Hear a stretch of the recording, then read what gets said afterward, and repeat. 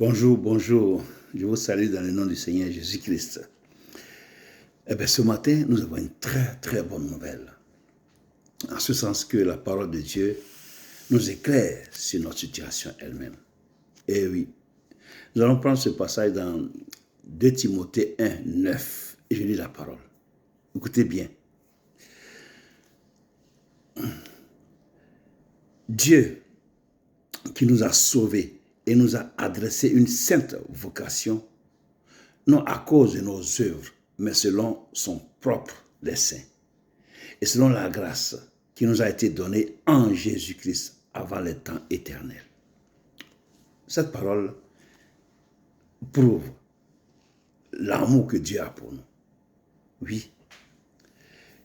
La parole dit que, et ça c'est Paul qui l'a écrit, mais il fait allusion aux chrétiens, aux enfants de Dieu, que Dieu a destiné à des œuvres très grandes en Jésus.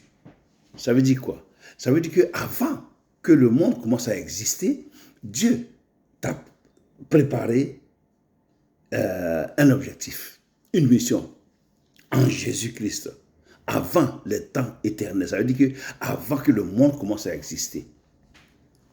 Donc en fait, tu n'es pas un hasard. Tu n'es pas un hasard. Et là où tu es, c'est la volonté de Dieu. Sauf que, comme tu marches avec Jésus, attache-toi réellement à Jésus-Christ et fais les œuvres que tu es en train de faire parce que ces œuvres ont été préparées depuis avant la fondation du monde. C'est ce qui explique ici le passage. Donc, mon frère et ma sœur qui n'ont pas encore donné leur vie à Jésus-Christ, cette parole t'interpelle. Viens parce que tu as ta place auprès de Jésus et la mission qu'il a déposée sur ta vie avant que tu viennes sur la terre des hommes ici, là, ça demeure dans Jésus-Christ. Quand tu viens en lui et que tu fais de Jésus-Christ ton sauveur et sauveur personnel, il te donne cette mission. Oui, tu rentres dans cette vision de Dieu qu'il a préparée pour toi avant la fondation du monde, avant que le monde commence à exister. Donc ne traîne pas trop dans le monde, ne traîne pas trop dans le monde, ne traîne pas trop là où tu es, donne ta vie à Jésus, sors de là où tu es, parce que Dieu a des hauts projets pour toi, des grands projets pour toi, des grands projets que tu n'as pas idée même. Et ces projets-là, il les a créés depuis avant la fondation du monde, avant que le monde commence à exister. Mais ces projets-là demeurent pour ta vie quand tu vas venir à Jésus-Christ. Parce que c'est en Jésus que nous avons cette victoire. C'est en Jésus que nous avons cette vocation, que nous possédons cette vocation. C'est-à-dire que cette mission pour donner gloire à Dieu. Non pas à cause de notre comportement ou notre agenda, mais selon le dessein de Dieu, selon le plan de Dieu pour notre vie. Donc ce n'est pas un hasard. Toi qui te dis que tu es ici, sur la terre ici par hasard, c'est archi faux. Voici la preuve que Dieu a préparé des choses pour toi avant la fondation du monde. Donc, donne ta vie à Jésus et tu rentres maintenant dans la mission que Dieu a prévue pour toi sur la terre des hommes. Oui, donne ta vie à Jésus-Christ.